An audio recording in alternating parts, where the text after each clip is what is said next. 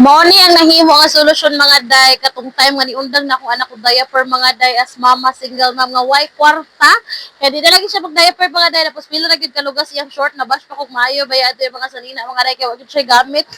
So mga day kanin ana po tay check out karon isa mga day may unta tabangan ako ni isa ka mamis no nga parihan ako mga day wa gyud kwarta mga day.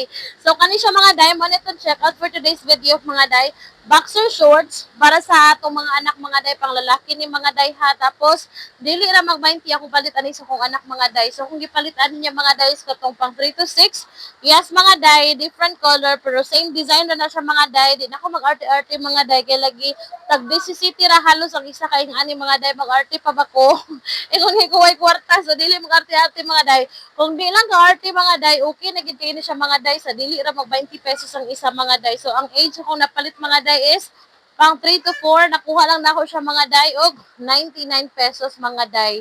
So ingana yung print mga day. Okay na gyapon ko mga day. At least bahalag dili lahi og print mga day basta lahi-lahi lang siya color ano siya mga day, diba? So mga day kung nangita pud mo dihag boxer shorts para sa inyong anak mga day samot na karon nga summer mga day kanira ka pasuot sa iya pang balay mga day.